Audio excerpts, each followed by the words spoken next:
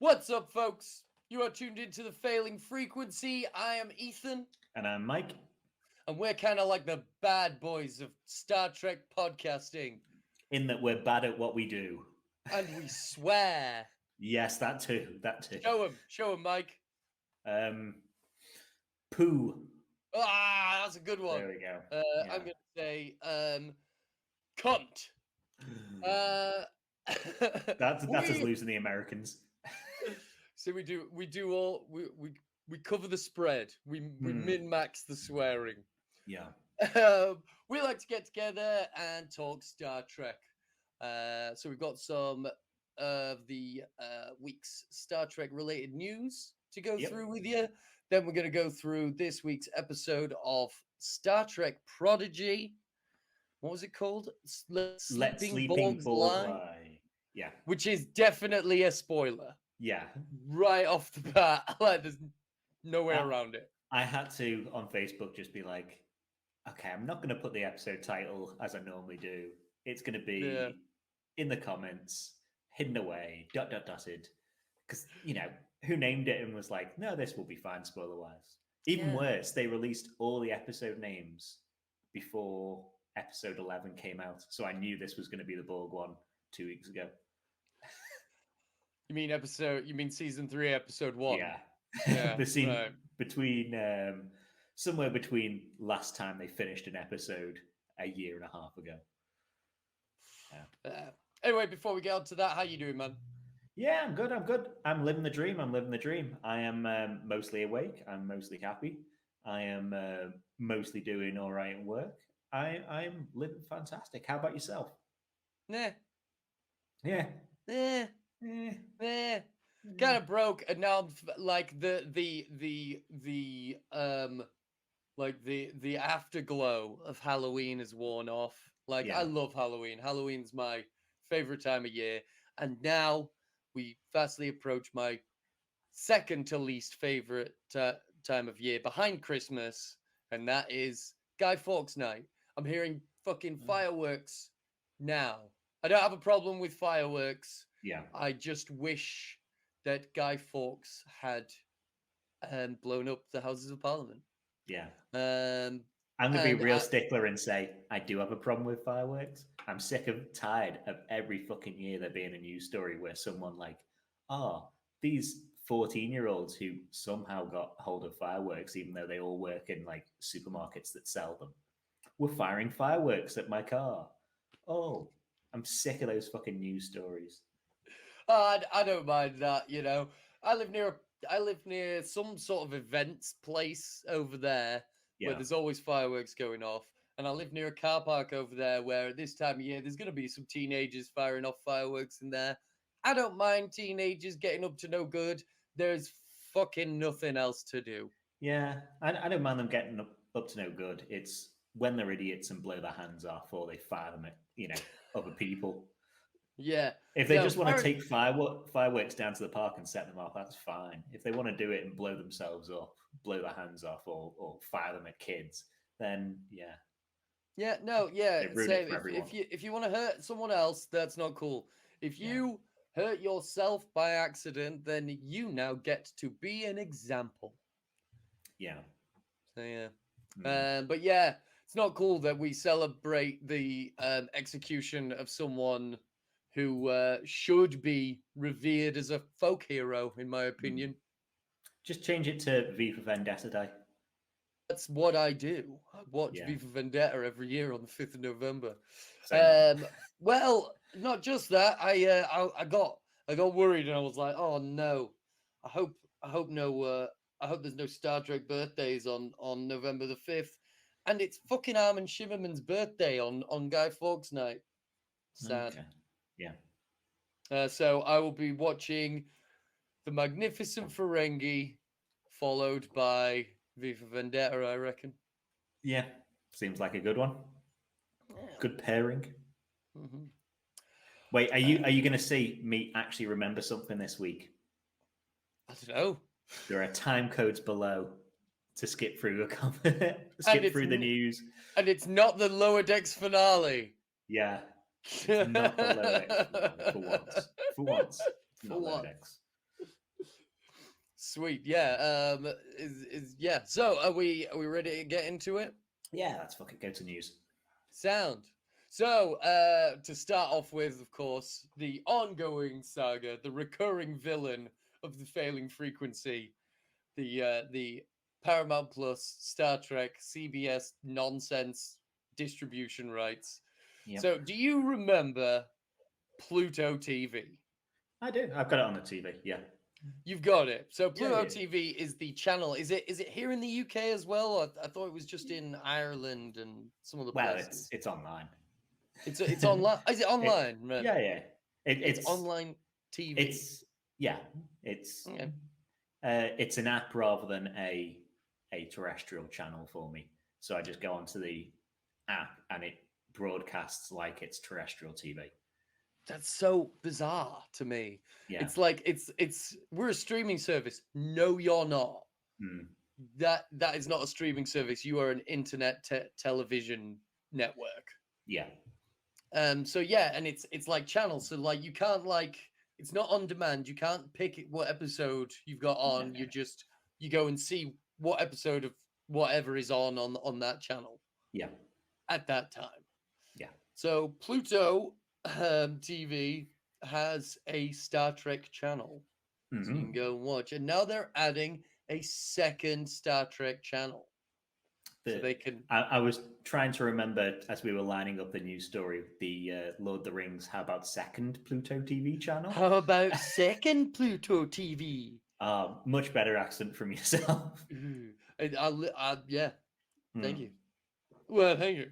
So, Trek Movie Reports. Included in this expansion is the addition of Star Trek The Original Series, which will be added to the current Star Trek channel, along with Star Trek Deep Space Nine, which will launch on the new More Star Trek channel.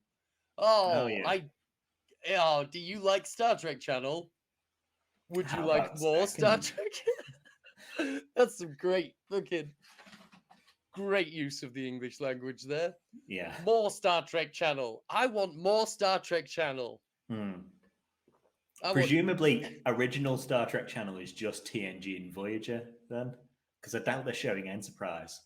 No. Oh, wait. No, not even that. Just TNG. Just TNG. It's not known if or when Pluto TV will expand to offer Star Trek Voyager or Star Trek Enterprise. So presumably they're just showing like TNG and New Trek. Well, I don't think they've got New Trek at all. Oh, for fuck's sake, guys. I don't Piss think up in a brewery? Yeah. Ever heard of one? Yeah. I don't think the people watching it on Pluto TV are really invested in New Trek anyway, really. Yeah. Well, it's just one day they'll get it. Honestly, I cannot wait for Paramount Plus to fail. Yeah. I can't wait for Paramount Plus to fail and for Star Trek to go somewhere else. Come back to Netflix or fuck Prime. Like, HBO would be all right, but like, we ain't got it. So. Yeah, as long as it's available globally, Star Trek's a global franchise. It should be able to be watched globally. I don't care where it is, other than Paramount Plus. Let's get it out of that. But other than that, if you can't be bothered with Pluto TV or Paramount Plus, but you just want a cheeky little fix of Star Trek to kill half an hour, the Season 3, Episode 1 of Star Trek Prodigy is currently available for free in the USA on YouTube. Yeah. Pretty good. Yeah, how sick would it be if Star Trek just came to YouTube? It'll be nice. They'd make so much money through ads. They'd literally be able to just write their own fucking checks. Yeah. So much ad revenue. Yeah. I think having it as a streaming show, it should be like a tentpole franchise anyway. So I don't want to see it like disappear from being a mainstay on someone's channel. But yeah, considering it feels weird to me that they've put, as we say, either season 2, episode 1, or season 3 or whatever, episode 1. The there wasn't previously on that I thought was very good. So you're just dropping people mid-season into Prodigy. Yeah, no, before watching today's episode, I was like, do you know what? I'm gonna go watch a recap. I found a recap video by that Australian fella. Watch it. Mr. Sunday Movies. No, he's not that into Star Trek. No. Anyway, he's out there. Yeah. But yeah, so if you want to check out the last week's episode of Star Trek Prodigy and be somewhat lost if you're not up to speed, then go do that.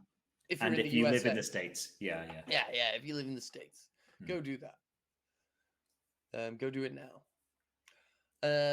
But that's it for. Leave us open somewhere. Yeah. That's it for the recurring villain.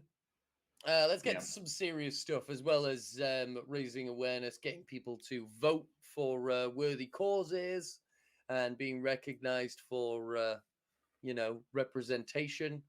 In recent weeks, Star Trek continues to be a force for good. Recently, Jonathan Frakes put out a video raising awareness for for Pancreatic Cancer Awareness Month, which is November. He's been with, let me just get the name up again because it is a long one.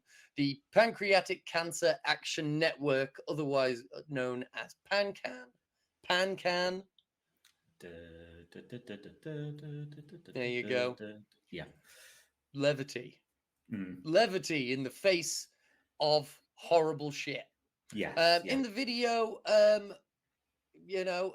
Frakes mentions that he's doing it in memory of his brother Daniel, which I didn't know.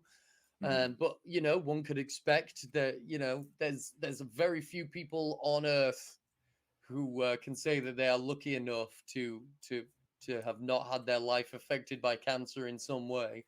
Yep.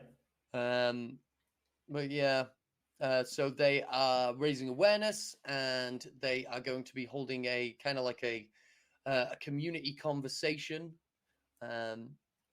talking about pancreatic cancer and how we can come together and fight it. So if you want more information on that, you can go to pancan.org. And if you want to take part in the community conversation on, let me just get the date, November 17th, you can go to pancan.org/WPCD 2022. It'll be linked below. And in addition to Frakes doing pancreatic cancer, there was Jerry Ryan and her stunt double, wasn't it? For ALS. Well, there's a longer version of the video, but that one that I shared into Mate It So, that just had that, that made me tear up, man. Yeah. But yeah, so Jerry Ryan, along with Frakes again, LeVar Burton, Brent Spiner, Michelle Hurd, are all working with Trek Against ALS to raise awareness, and are also calling for donations through GoFundMe to help Jerry Ryan's stand-in, a woman named Margot Moraskevich, as she undergoes the gut-wrenching ordeal of suffering with this disease. It is very sad. Yes, yeah. Wouldn't wish it on anyone. No, absolutely not. I'm just going to read to you, like, I think this there's a part in the video where she says that she's going to be going through this ordeal for the next 2 to 3 years, because 99.9% of the time or whatever, like an ALS diagnosis is a death sentence. Yeah. There's Trek movie reports, due to her illness, Margot is now unable to work, and her friends, family, and colleagues are rallying to help her comfortably live out her prognosis. Any funds above the campaign's publicly listed goal, which is like $200,000, any funds listed above the goal or left over after her passing will be given to the ALS Association's research division. Bummer. Yeah, and sadly, I was looking it up then. It's not the only recent Trek person that's had ALS and been, had life-altering ALS. I don't know if you remember Discovery, the first season when they were in the future, and there was the Orion Syndicate.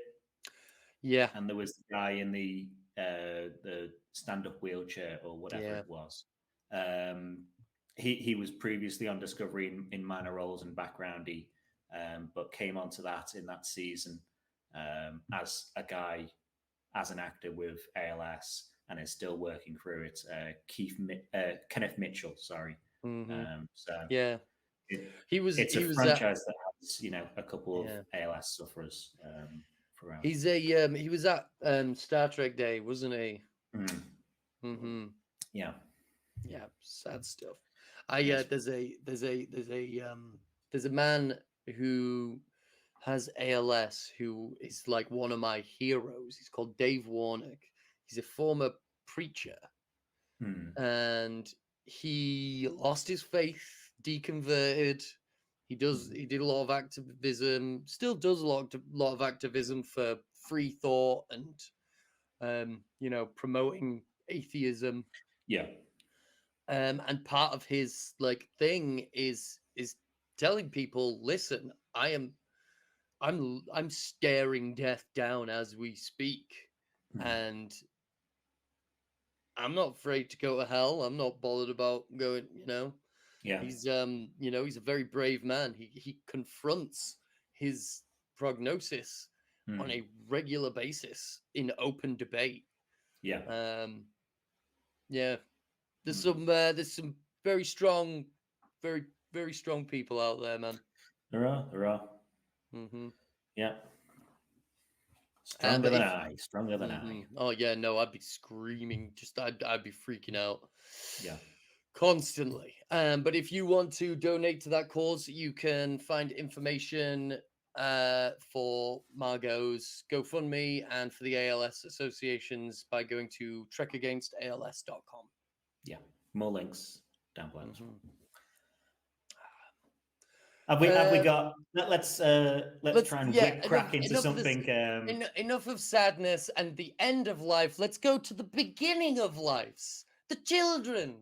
Star Trek Prodigy has been nominated for Best Animated Children's Series at the Children and Family Emmys. What do you reckon? Do you reckon it's in? Do we know who it's up against? I'm going to say no instantly because I know Tales of the Jedi just came out. Ghosts. Well, I don't know if that's going to be on there, but I do know that like it's up against A Tale Dark and Grim, which I know kids love. The Cuphead Show, which I know kids love. Yeah. I've never heard of City of Ghosts. A Proud Family rings a bell. But yeah. See, I don't have any. I don't have any young people in my life. My younger sisters are grown up out of that stuff now, so I have no idea about kid shows. Yeah, I just don't think. I still don't think that it's made enough of a splash within Gen Z or what's after Gen Z, because Gen Z are all in high school now. What comes after Gen Z? Alpha. I think they've started on the Greek version of the alphabet. Fair enough. That's wise. Yeah. But yeah, Generation Alpha, if that's what they're called, I just don't think they have the attention spans for a series like Prodigy, considering that, and I don't see it marketed anywhere. Again, I was shocked when, and I think you were shocked as well when a Prodigy game came out of nowhere. It's like, why? You've had 10 episodes at this point. Yeah, it's shocking. Yeah, and the fucking the Star Trek Prodigy like experience that takes half an hour to get through. Oh and god, that just mostly cardboard based. Oh my god, that just sounds like trying to take a child around. That sounds like a fucking nightmare. Yeah. But yeah, I'm not holding out hope. No, I've got no hope on this one. And I also don't think that children give a shit about awards. No. It's awards, isn't it? I know. I did see an interview with a couple of the makers behind Prodigy this week, and they all seem very infused, and they're talking about how they're just trying to how to make it exciting for young people while keeping it in the Star Trek universe, and had the not difficulties, but the work that goes into getting 10 episodes a year out. And they all seem very nice people, and it'd be nice for them to win an award. But Absolutely. At the same time, yeah.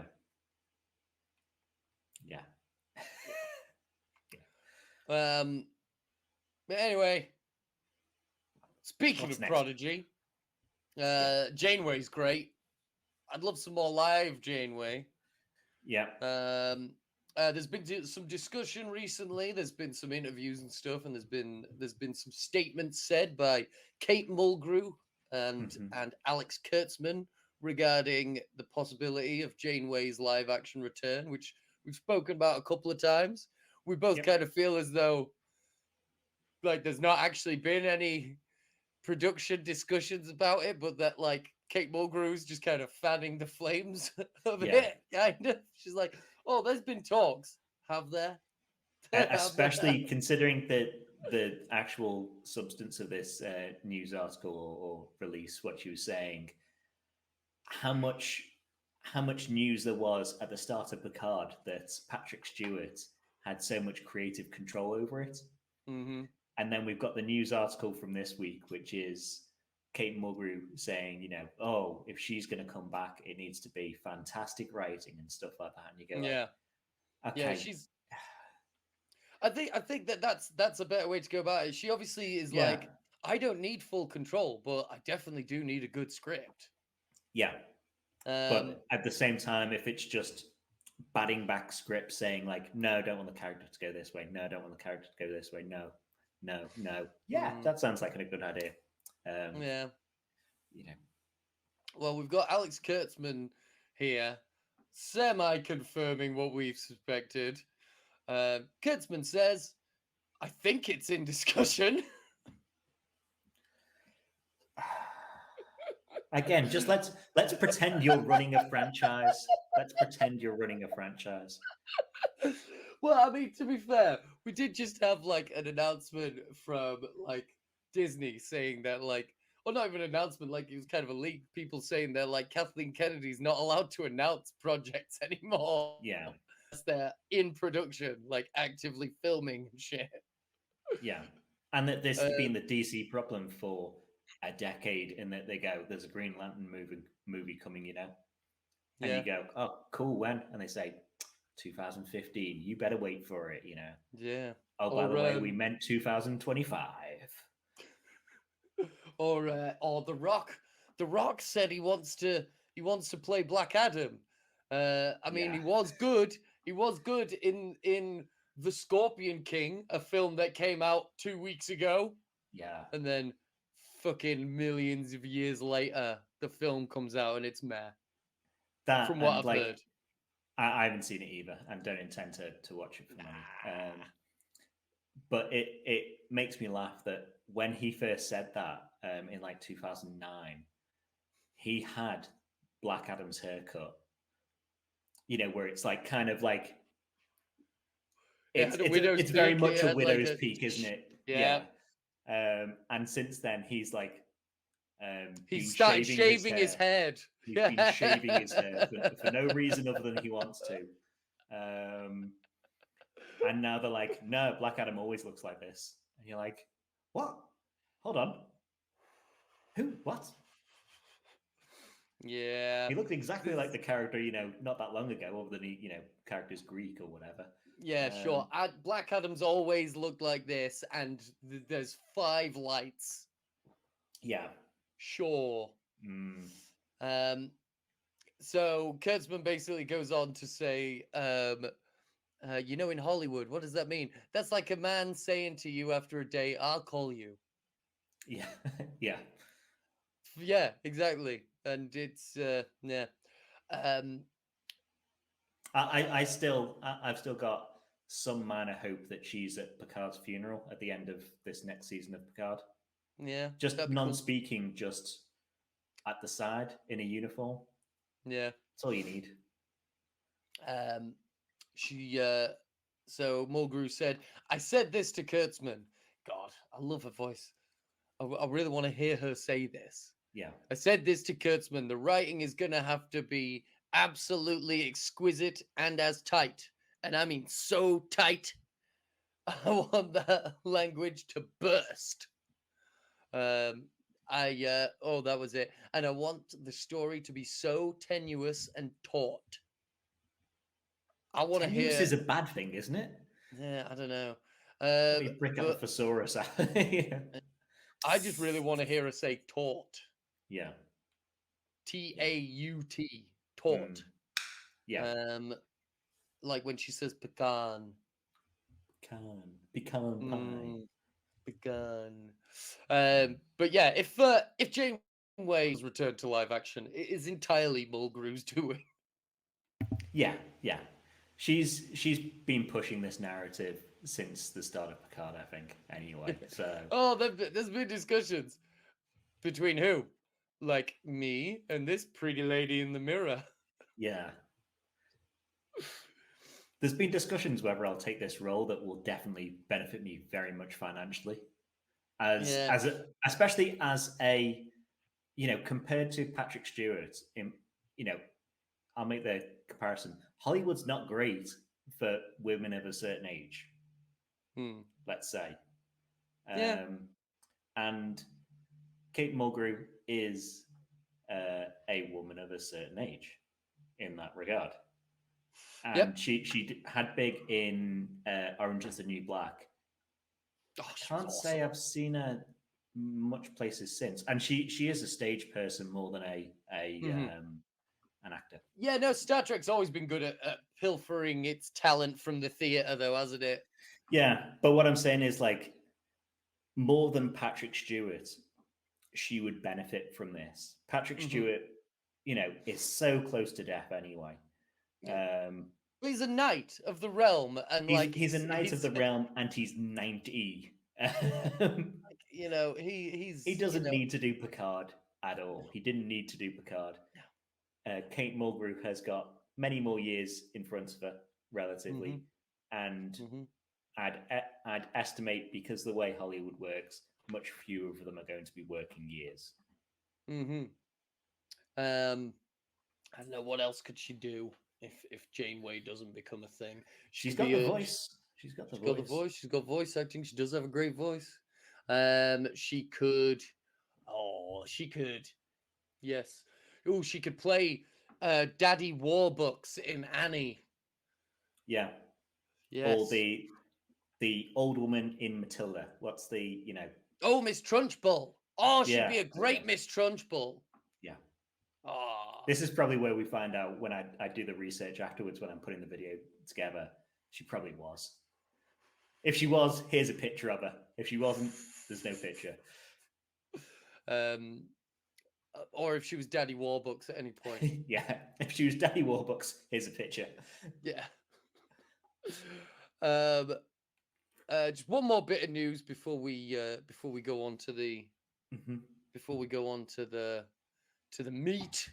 We've got a book coming out, Boldly Go, by Joshua Brandon. I just want to play you an excerpt from the audiobook that's come out.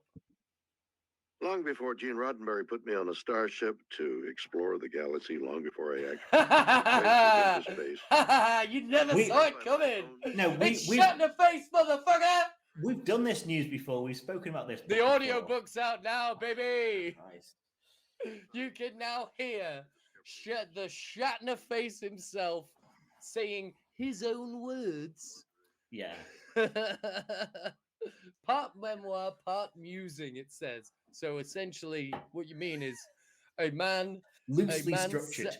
A man sat and recorded William Shatner, 91 years old, rambling away to himself. Yeah. For several hours.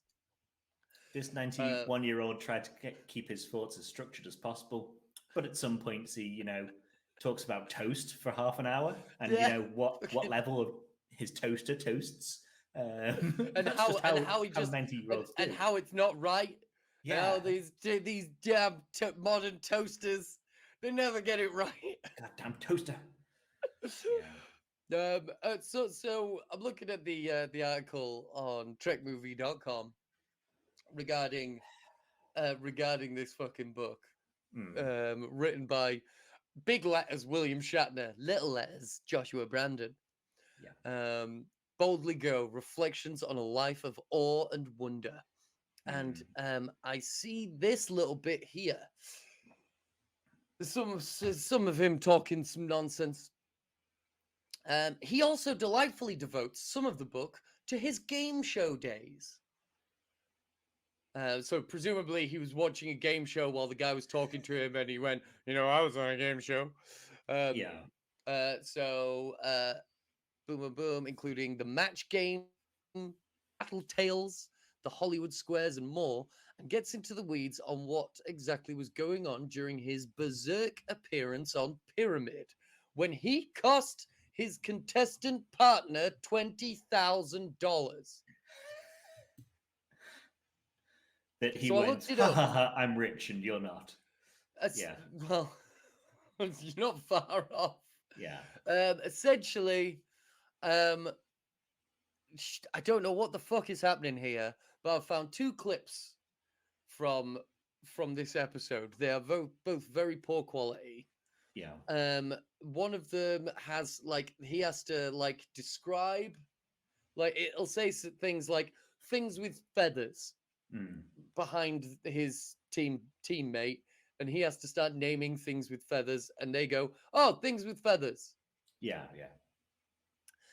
And he, from what I can tell, he kept saying the thing, the category. Oh, he wasn't even playing the game then, really. He was clearly purposely ruining the game. I think he was kind of trying, but I think he was also maybe sort of failing on purpose because the audience was loving it. Okay. And then at one point, he keeps fucking up and he launches his chair. And it's funny. And then he's playing the round again without his teammate, and it's just him jumping between his chair and his teammate's chair and playing the round against himself, and it's all very funny. It's very funny. And this poor sounds woman, like what a narcissist would do. Does sound a lot like what a narcissist would do. Yeah. Like, good grief, man. Like, oh god. Yeah, man. More so than ever before. He really shat in her face this time. Yep. Fucking Shatner. Right, move on. I'm tired of Shatner. Constantly tired of Shatner. That's it for the Trek news this week. I didn't mention the Shatner one beforehand because I lured you in. I even saw the story on Trek Movie and thought, thankfully we're not going to do it because we've done it before and it's just like reviews. No, you got me again. Yep, got audiobook in his own words, in his own voice. I might get it. Audible, you get a free audiobook every month. Yeah. As a reminder, this is the third book that he's leveraged the death of his best friend, Leonard Nimoy, to try and sell a book where there's going to be a chapter on the real story about their friendship towards the end, just like two other books he's published since Nimoy's death. So he's published since Nimoy's death. So yeah, tell a shot. Oh well. Yeah. Let's talk about the episode. I'm tired of it. Man. How do you feel? Do you feel informed? Now I feel angry. Now I feel angry because you've left me on angry news. Do you feel somewhat led down the garden path? So yeah, as it were. I'm just Shatner makes me angry, and hey, you're only human, man. Yeah. Anyway, Prodigy this week, season 1, episode 12. Let Sleeping Borg Lie. Non-spoilers. What did you think of the episode? It's got the Borg in it. The Borg are the bad guys. Yeah, in non-spoilers. I'm sorry if we've just spoiled the episode for you. The episode title. Time. Yeah. Yeah, no, it was a good episode. It was a fun episode. It was a good Borg episode. I was quite surprised how good, considering how short it is. And usually, when we deal with the Borg, we get 45 minutes to ruminate and to talk about the all of the grand implications of whatever choice is being made that week. This week we didn't really have, we didn't necessarily delve too deeply into the into what the existence of the Borg implies for individuals. But we do get some good teamwork. We get some exposition on quite a few characters. The episode starts where the episode starts out, like 2 minutes in, is when I paused the episode and was like, I'm gonna go watch a recap, because I'm almost sure that that there's stuff that I forgot that I'm just not remembering. So yeah, no spoilers, but definitely recommend, if you haven't already, go find a recap video for the rest of the series, because you may I stumbled. Yeah. I've still got on my list of videos to make at some point the explaining the timeline of Prodigy, or explaining all of the Star Trek timeline. I think I might expand it to. Yeah, maybe. Yeah. I definitely was like, wait, what? That Who? I thought it was the other way. What? Yeah. No. Yeah. I thought it was a fun episode, but there's some real idiotic decisions by characters that bring me down from being like, oh, it's a good episode or whatever, to being like, oh, it's just fine. I can't get on with this as much as last episode or something like that, because I'm just like, what are you doing? Please, you fucking idiots. I know you're kids, but you've got grown-ups around, or a grown-up. Yeah. And I think I know what you mean, and it all stems from one complaint that I have about the episode that I'll get into in the other bit. Yeah.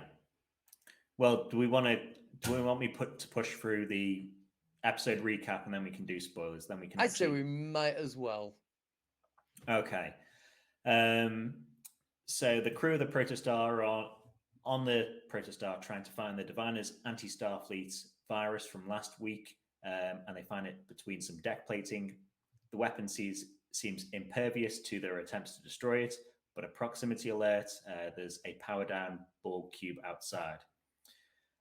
Janeway tells the kids to run, but they've got a dumb idea that if the Borg can adapt to weapons, they can use the Borg to defeat this weapon. They board the cube and head to the central processing unit. Zero plugs themselves into Collective to extract information on how to defeat the weapon. Zero gets turned by the Borg wake up and capture the kids to take them to be assimilated.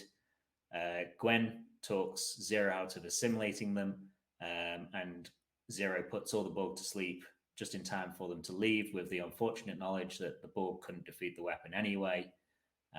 On the Janeway side, the Dauntless arrives at the destroyed relay station from last week, comes the revelation that the Protostar must be stopped, and thanks to Jamil, the Diviner wakes up. Mm-hmm. Yep. Yeah. It's a lot harder to do them after drinks. So, yeah, what I was going to say, the kids do all make some pretty stupid choices, all informed by the fact that they, for whatever reason, have never heard of the Borg before. Yeah. Which, as if they've never heard of the Borg. Every single time, especially in Voyager, anyone mentions the Borg, everyone always knows who the Borg are. Yeah, mostly, when it, you don't hear about them until season 3 or whatever, and it's the Borg. But at the same time, they've got hologram Janeway there, and they come up with the stupidest fucking plan in the world. It's like, at best, say everything on their plan goes to like is fucking aces, and they get through the Borg cube. They learn how to defeat the weapon that's from the future, by the way. The Borg then have this in the collective, which is just Wi-Fi in between cubes. They have specs on the weapon then, this future technology, at best. So congratulations, kids. You've handed over this future technology weapon to the Borg. And if they get back to Starfleet before you, it's ruined anyway. Even if you get back to Starfleet first with knowledge on how to defeat this weapon, they can use it against every other fucking race in the galaxy. So congratulations for dooming the whole galaxy. Yeah. And then not even like using the weapon. What if like now the Borg can like say like, wow, the kind of fractal folding in within itself nature of this weapon, that is a form that we should adopt. Which would make us a lot more versatile and deadly. And then kind of like even worse than that, the protostars there, which the episode doesn't portray the Borg great, I don't think, because the Borg also get interested in new technology. And the protostars there with its like massive fucking new engine, and the Borg aren't interested at all. So at worst, you've given the Borg the ability to travel around the galaxy incredibly quickly, faster than they were already doing through transwarp. And it doesn't need, fucking docks at the end of it, like in Voyager Endgame. And you've given them a weapon to destroy the galaxy. Congratulations, kids of the protostar. You doom the galaxy in best or worst case. Like so fucking dumb. I think they definitely shouldn't have sent everyone. Should have been a Dal and what's her face? Gwyn? Dal, Gwyn, and friggin' Zero. Rock. Oh, Zero, yeah. No, Rock. Rock and Rock's useful. She's got like strength. Yes, but like, she's also big and slow. Yeah. In an environment where people need to run and jump and do flips. Dan, it was very good for Rock that it wasn't a normal crowded Borg cube that we see in live action, wasn't it? Yeah, she wouldn't have been able to fit down the corridors. Yeah. Like that's the thing, like Borg cubes are usually like so heavily utilitarian. Everything's just teeny tiny tight corridors that's just big enough for two Borg to walk past each other. The only Borg cube I think we've seen look like this before is the artifact in season 1 of Picard, which I double checked to make sure this wasn't the artifact, because I was like, oh no, this could make sense if it's like there's a Borg cube here that just hasn't been discovered yet. No, it's not. No, it's fine. And what did you think of the Borg? Like the look of the Borg? I think they looked kind of cool. Like the actual like suit they were wearing, it was very like what they were wearing in Best of Both Worlds and stuff. And the assimilation they try and do is kind of like more like Best of Both Worlds assimilation as well, where it's not just instead of just like which again, lucky for the kids. I thought it was cool. Like a couple of the designs in there are real cool. Like there's ones with like hammerheads. He looked like a Jadoon. So I thought that was pretty cool that we haven't really seen. They've all been very humanoid and races that pretty much are humanoid. Like there's been 1 or 2 Klingons in there or whatever in the past. Like, do I have an image of a Borg snake in my head? Yeah, there were. Yes, in the episode where there was people's nightmares. This season, Borg snake. Imagine that. We will add your technological and biological distinctiveness to our own. It's just got, instead of nanoprobes, it just like bites. Oh, that would be sick. But like the Rhino one, whatever one that was supposed to be. The Jadoon. It was Jadoon. From Doctor Who. Okay, Roko Mofo Jobo. Those ones. Good on you remembering the Jadoon's name. But yeah, having interesting designs like that, I think, adds to what the Borg are. If they're just supposed to be picking up people, because we kind of know that the Borg anyway go, oh, you're Klingon, you'll be good at good at being a picking up stuff Borg because you have strength. So it makes sense to have good at big ones and small ones. You would know. Oh, they'd be like, well, no. I don't think the Borg use barrels. I think they'd be fine, actually. Not going to be crushed by a blue barrel. Yeah, no, I think they'll be fine, actually. Yeah. Here's a question. The Borg work kind of against the Federation because they're kind of an antithesis or like a mirror in that the Federation wants everyone to join, very peacefully and do all that.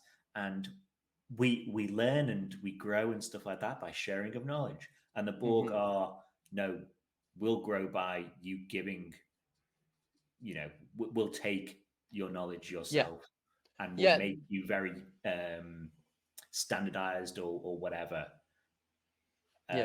Do you think that the Borg work against a not Federation as much as they work against the Federation in that regard? Yeah, I think they do. I always, there's the thing about the Federation being, fully automated luxury space communism. It is, it's a very but it's more akin to like a democratic socialism. And the Borg are very much like a metaphor for like Soviet communism. And the Soviet nation, the Soviet Union rather, they weren't just an enemy to the United States. They were also enemies to all of their neighbors who they did that to. They said, you give me your farm, fuck off, get in the gulag. I think they do work just as well in their immediate neighborhood as they do in opposition to the other big superpower. Yeah, I think it could have done more work, and it would have been a longer episode, which is why it isn't there, with Janeway explaining more of them, because they arrive in front of this Borg ship, or this Borg ship arrives in front of them, and they're like, oh no, they're the Borg. They want to add, you to their collective. And then all these kids who are desperately trying to get to the Federation to join the Federation are like, oh, I don't want to join their collective. And it's like, maybe you don't want to use the word zombies or whatever, but just say like it strips your individuality from you. I don't think there was enough of Janeway doing that sort of an explanation. I was yelling like Gurney Halleck from Dune. It's like they're brutal. Like, like she should have been like fucking shaking them like, no, do not go in there. Let's turn around. Rather than let's fly the fucking ship. The only ship of the fleet that's like this, with its advanced engine on it, straight into the middle of it. Great job, guys. And then just plug one of you into the Borg, without consulting Janeway again. You're just like, you get to the center of the Borg cube. Do you remember the episode of Voyager where they're like, no, we're timing out going through this Borg cube, this simulation of it to get it exactly right. Because when we need to do it, we need to be like to the second. And then on this, they just wandered to the who was center. there? Do you know who was there when that happened? Who? Janeway, yeah. And on this episode, they just wandered to the center and go like, oh, what now? And you're like, what do you mean, what now? Do you not have a plan? Did Janeway not say this is the center of what a Borg cube looks like, and this is how you're going to extract information? So dumb. Dumb. Not. That's why it knocked me down from like a good episode to like the planning in the Borg cube and everything like that. I think is too dumb to be a good episode. Yeah, I do. I'd like the when they hook Zero up, like I got that. Like if they were gonna hook anyone up, it was who's going to be one of the two bravest, which is Zero and Gwen. And like Zero, it's harder to mechanically assimilate Zero. Yeah, because Zero is energy. Yeah. But also like Zero, Zero mentions that like she was part of a hive mind before. So like she's like, she's probably like, if I do get assimilated, I've broken free from a hive mind before. I know how to individualize. I double checked because it's been a while since I watched the TOS episode. I'm like, Medusans aren't all hive mind, are they? So, well, apparently, according to Memory Alpha or whatever, no. So they are now, motherfucker. Or Zero's got something in her past where she was hooked up to a different hive mind. There's other hive minds out there. Yeah, maybe. Yeah, man. Just look at Twitter. Hey, society. I try not to. No, me either, man. Not anymore. Not anymore. Not before, not now. No, but like with Zero's like Zero's little hero's journey. So the episode Zero to hero. Is it way very good? There we go. So the episode starts out. They're in a holodeck simulation. So they could have run a fucking simulation, but they were in a holodeck simulation of one of Gwen's memories, which I don't understand how they managed to put that together, but whatever. I no prized it and said the Combad recorded it. Oh, that was my best no prize of it, and that being very generous. I think. Nice. But like, yeah, like I could see why she would be eager to sort of, level out and fix the situation a bit, and we saw that last week as well, where it was, I'll do anything to fix you, Gwyn. And then this week again, she's fearful about hurting people and, is very tiptoeing around them. Which has got to be hard if you're a gas cloud tiptoeing around. Yeah. The what did you think of the weapon? It's cool. Yeah, it's cool. It was reminding me a bit of the Discovery season 2 control AI. Yeah. Piece. Yeah. That reminded me Star Trek at the moment. Toyota. What? What reminds you of Toyota? What? Sorry. Yeah, the old Toyota Igo commercial from years ago. Yeah, man, it's cool. Fractals. There's a lot of fractal imagery. There was the weapon folding in on itself. There's Zero when she's plugged into the fucking Borg matrix. Yeah, and she looks like she's in the quantum realm. Yeah, she's in fucking Doctor Strange's man, in a weird other dimension. Yeah, man, there's a lot of cool trippy imagery this week, which I'm always down with. Skipping a bit, I don't think it's that much of a issue them not being able to remove or destroy the bomb, because there's a shuttle maker on board. Like, it makes shuttles. Why couldn't you just make a shuttle and say, I tell you what, fly into a sun? Well, yeah, that. Maybe you don't want to do that because there's like a protostar on board, but just leave it somewhere. And then we've already seen, like, from the trailer or from the clips of like future episodes, Janeway's chasing them down, and they we can't communicate.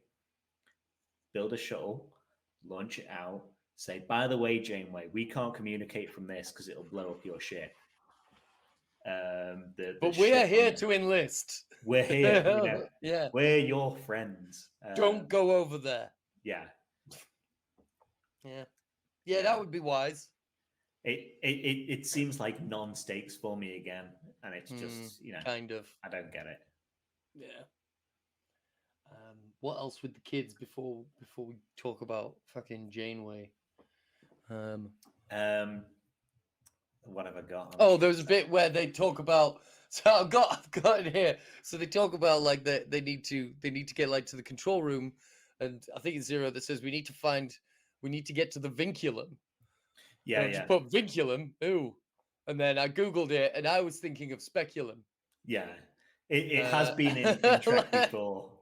Yeah, no, just vinculum, like the vinculum is the joining of two systems, two or more systems.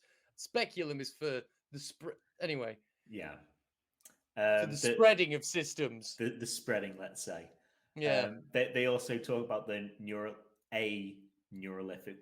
pathogen, which is Janeway, original real life Janeway, delivered one of them in Endgame. That's what killed all the Borg. Right. Killed all the Borg. So, it's nice feeding that back, I suppose. That the ship has been shut down because of that stuff.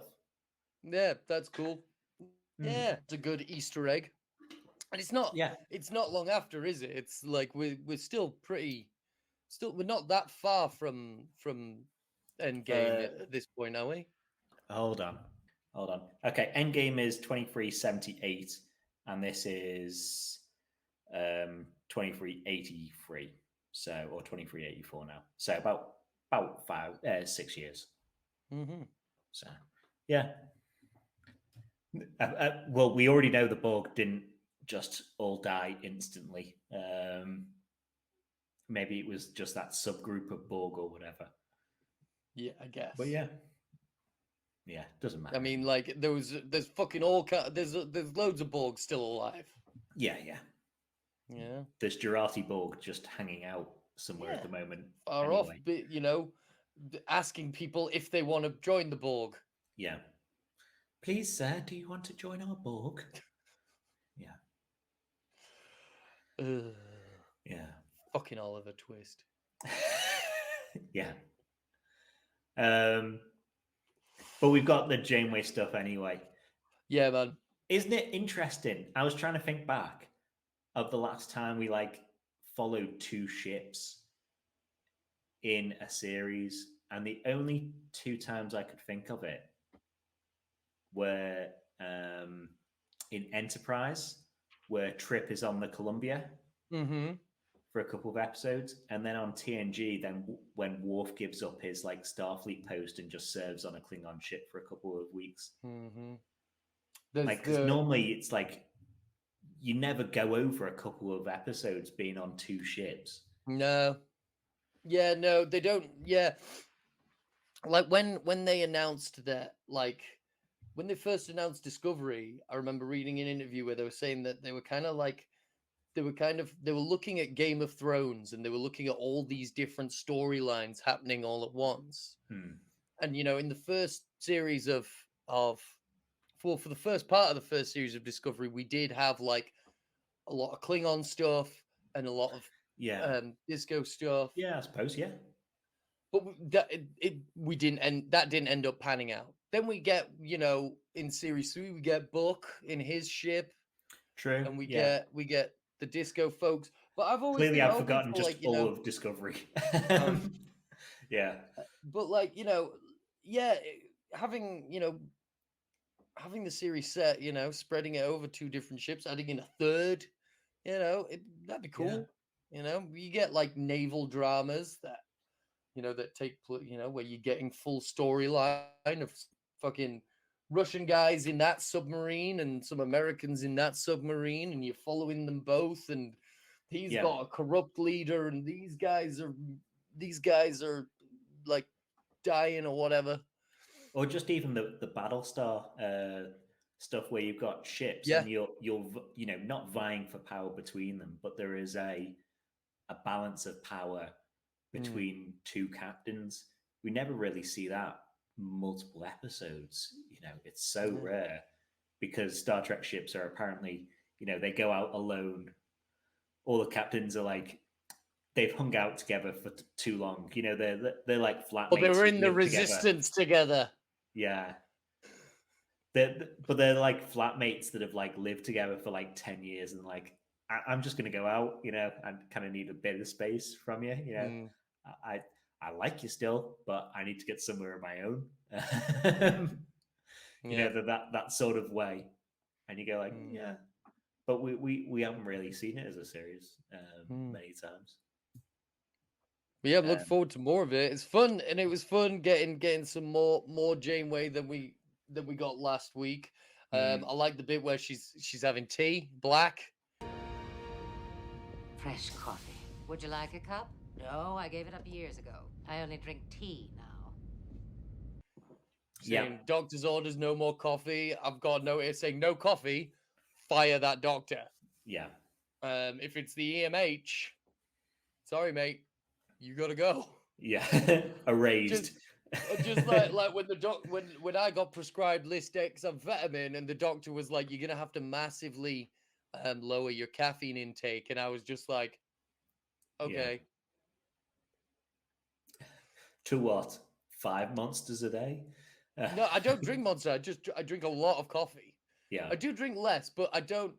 But I do it the wrong way that I'm supposed to. Like, I'm supposed to not have coffee like before or shortly after taking my medication, but instead I just try not to drink coffee after 4 p.m. But I still drink coffee with my medication. Yeah. What are doctors now? Over there. Yay! What do you know? Occasional studies. We got some more of Jamil's character. Not only does she have red boots, mate, she's got cool fingerless glovies. Yeah, I've got that in my notes as well. Also has cool gloves. Yeah, cool gloves. And they are, if there are any Star Trek Online fans, from what I can tell from the shots, if you want to replicate that, it looks like the gloves for the Intel uniform. For when you're playing Space Barbie. Yeah. Those are the gloves you want. So you want to get your Zen, you want to go get the Intel uniform purely for the gloves, because the jacket and the shades and the trousers are stupid. The boots are kind of cool. Yeah. Boots are cool. Like cowboy boots. The boots are cool. Yeah, man. I think it's fairly weird that we haven't been introduced to her crew at all. Like we know Jamil or Jamil. We don't know a character's name, clearly. Yeah, don't know a character's name. The doctor, I was just like, hold on, I did make a note of it because it was like Dr. Know It or something like that. I was like, okay, I suppose we've got a doctor's name now, but if we only see him for 30 seconds every episode, then I'm never going to remember him. Yeah. We got... as if we've got Reggie another Yates, fucking... We've got another Bolshy fucking... Yeah. We've got another bloody Dr. Tana. Yeah. And another new uniform for him. Yeah. Ridiculous. No consistency. Ridiculous. How dare they? It's good I stopped drawing the uniforms when I got to Discovery, because I was just like, I can't do this anymore. I'm so tired. Were you just about to say something about Reggie Yates? It's not Reggie Yates. Who is it from Hamilton? Reggie Yates is from fucking Smile in the Morning. British Sunday morning youth TV. I can't remember his name. I'm saying Reggie because that's the other singer from another show. But who's the guy who's Hamilton? Who's in Hamilton? I can't remember his fucking name. It's going to be flashing on the screen now if I can't remember. The big guy, the dude with all the Tonys. Afro. No, the big Afro guy. Oh, not the original Hamilton, the guy who took over. No, he's in Hamilton. Like he's in the one that's on Disney Plus, but he's got the big Afro. Oh, what, the movie? Yeah. I know. Yeah. Oh, yeah. No, he's great. He's good. He's been in a couple of things. He's good. He was in last week. Don't know his character's name either. And I think it's a bit weird that, we're getting pieces of this crew, but never introduced to them other than Janeway. It's like, and yet they're trotted out. They're walked out for all of, Comic-Con and stuff like that. It's Jamil. And you're like, okay, don't know anything about your character other than she's got boots and is aspiring to be a captain at some point. David Diggs. Is it David Diggs? Has he got an afro? Reggie Yates. I know. I'm terrible with names, clearly. His name is... So the first officer is Tysus, voiced by David Diggs. He's the Andorian. Got Chief Medical Officer... not the Andorian, I don't think. No, it is. I'm looking at it. I've got the crew of the Dauntless up here now. Okay. So we've got Tysus, Andorian. We've got Chief Medical Officer is a Tellarite. And then we've got, it's lovely, Ascensia. That's Jamil, isn't it? Yes, Ascensia. Yeah. It's good it's written down somewhere because we wouldn't fucking remember it. But yeah, we got some good stuff with them. They are trying to help the wrong person. Yeah. They are getting the wrong end of the stick, left, right, and center. Yeah. And, I suppose we're going to get the Diviner awake next week, possibly, if they go back to Janeway's ship. But yeah, we're just going to have to see how he spins them. And because it's a kids show, probably very easily. It's going to be a simple double bluff. Yeah, I thought whatever her character's name is, where it's just like, he was in an environmental suit. Why don't we put him back into the environmental suit sort of situation? That felt very kids edutainment sort of stuff. Like, yeah. What else with the Dauntless? Okay, so we'll get onto that. So I looked up, and when I was looking up the news for today, I saw that there is a on Twitter and on Instagram, there's a recording of Janeway's captain's log for the day. In it, she mentions that like the ship was named the Dauntless after an adventure in the Delta Quadrant, and I looked it up, and the Dauntless. No, know this. You didn't need to look this up, surely. Yeah, no, I've still have forgotten. I still can't quite.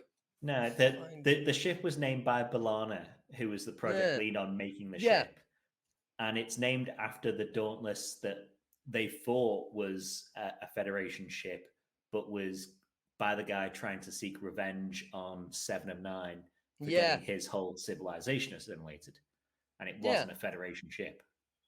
So why Arturus? Yes, that was his name. Played by it's a good character actor. Roy, he's great. That guy, Roy Wise. He played he played Laura Palmer's dad in Twin Peaks. Wow. God, so good. So good. Like, is that what you want to name your ship after? Sounds like kind of a bad memory to me. Well, they've just copied the design. They've gone. It's a good name, though. Yeah, he's made this ship, that it has slipstream drive, and we're just going to copy the ship and put the same slipstream drive in. So why not name it the same? Apparently. Yeah, I guess. Same old, same old. It's pretty much the same looking ship. Trek Yards do a breakdown of one versus the other, but it's very, very similar.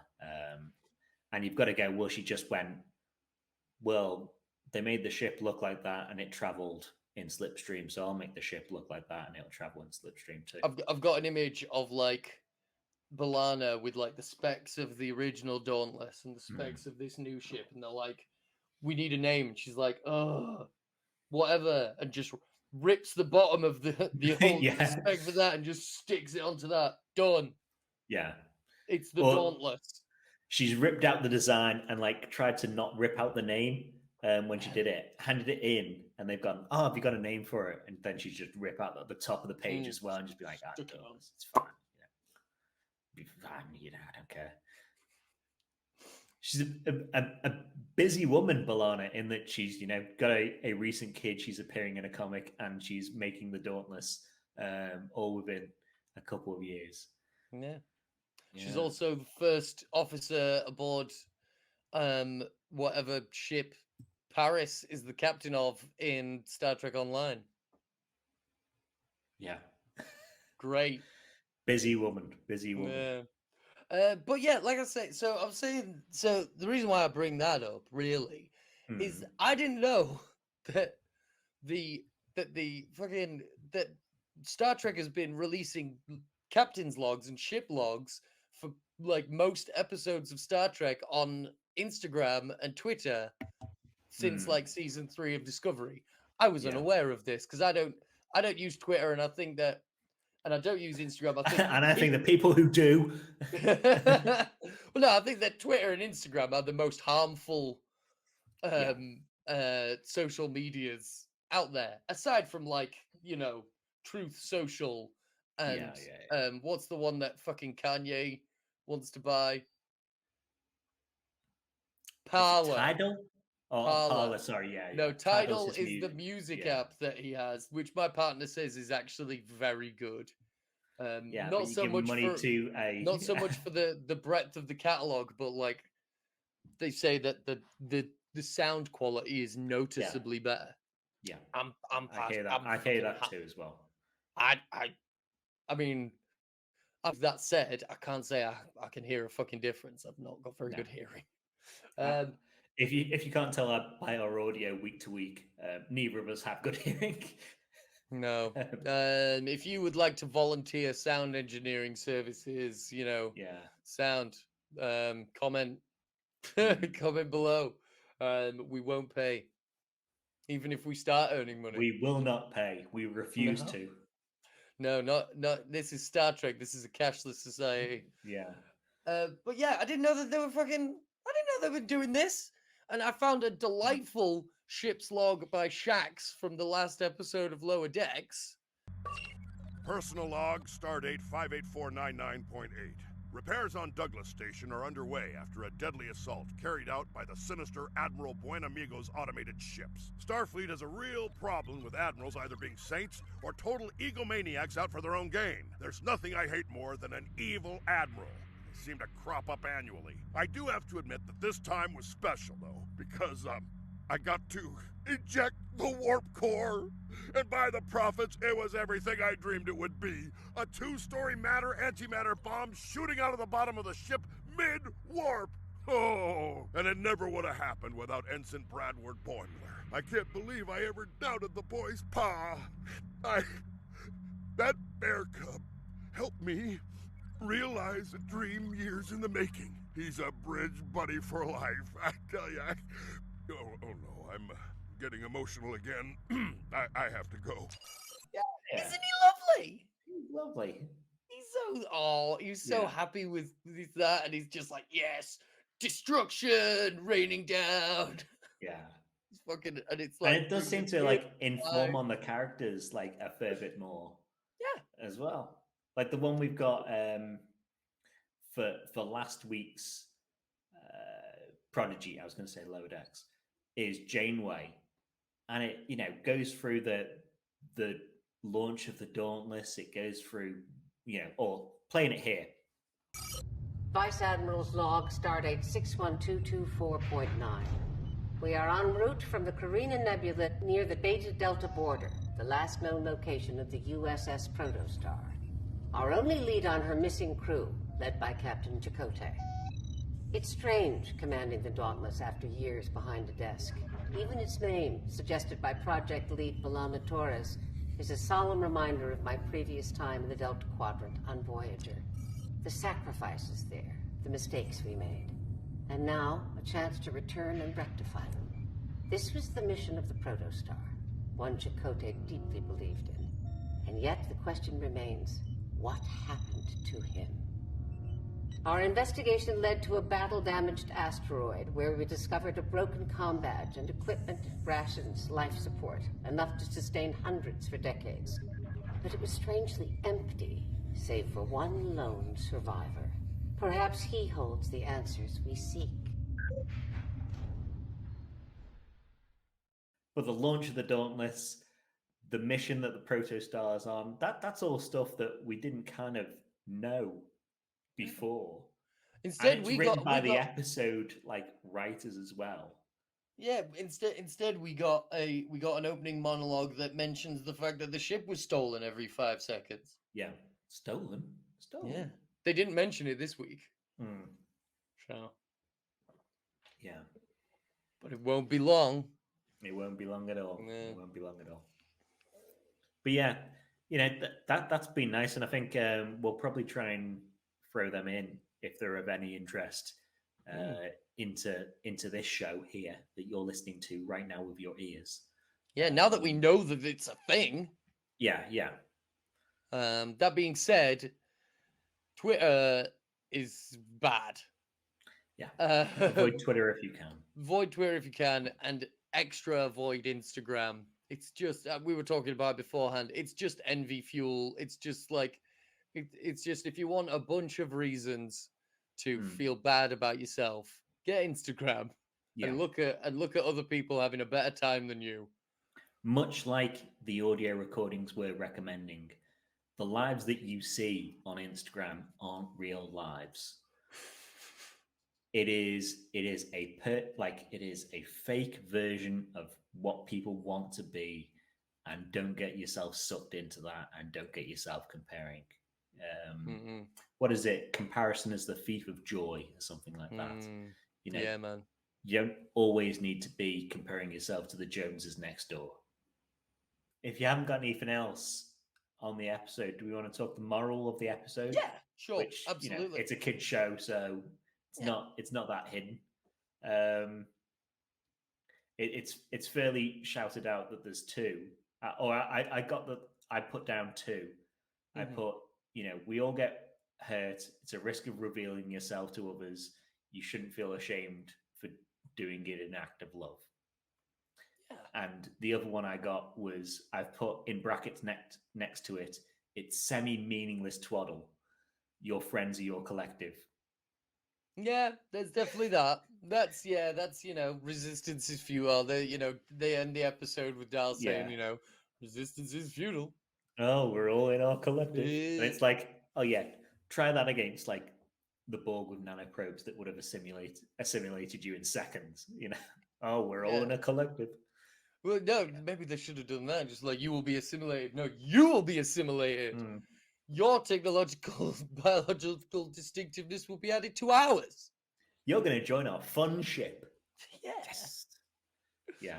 No, I've just, in my notes, I've literally just got, addressing your mistakes can be challenging, especially around other people, because it requires being vulnerable.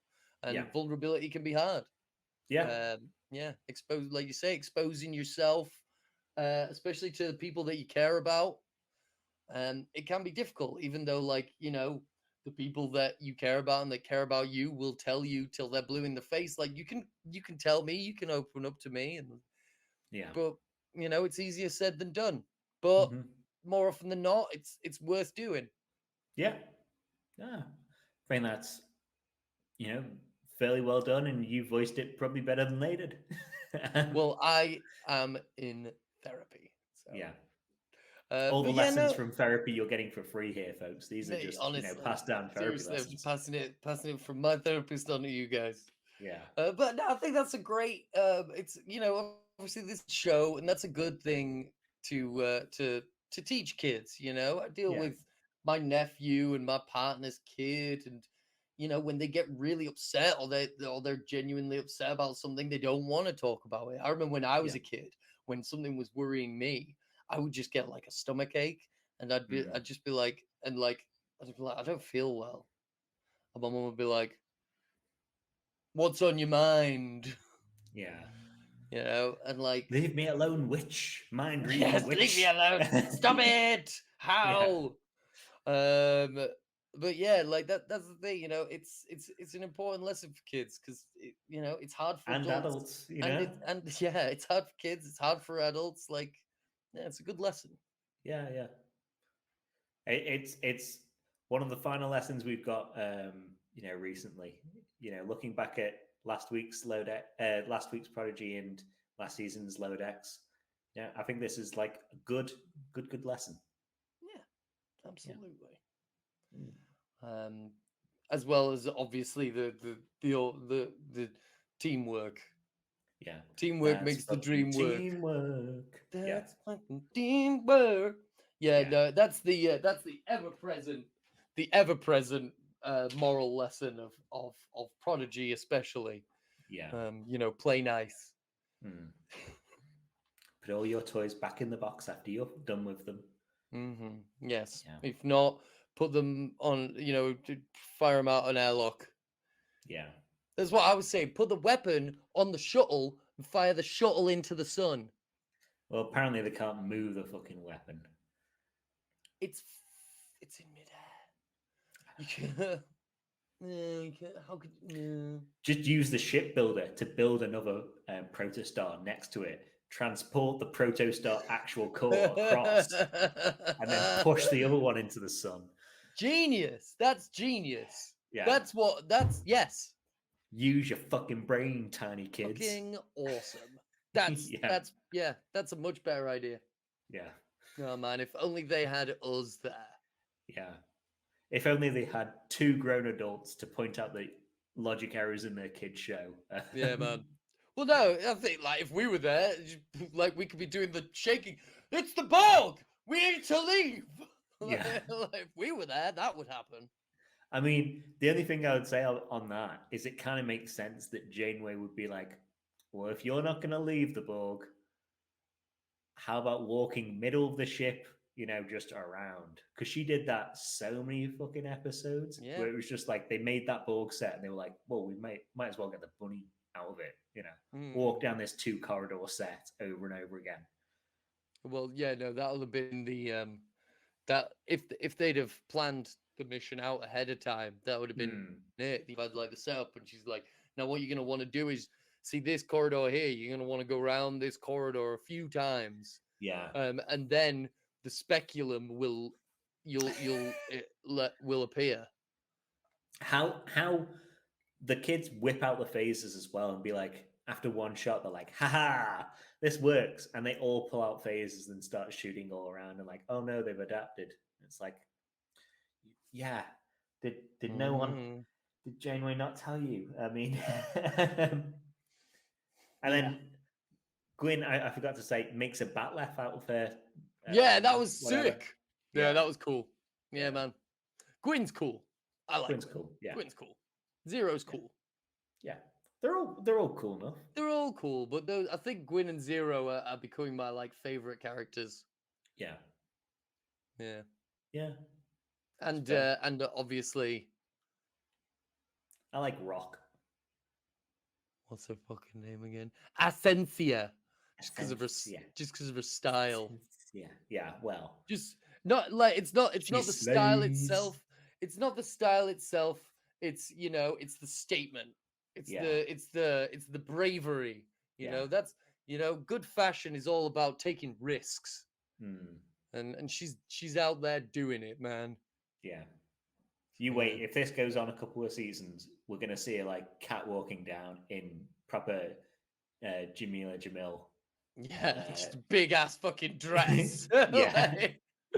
Yeah. Yeah. But yeah, we have anything else on the episode? I don't think so. Me neither. Then we are done. I would say relatively quickly. An hour and a half. That's not bad, mate. That's not bad. I want to get sub an hour at some point so I can edit quickly. Yeah. Anyway, on that sparkling links and shit down below.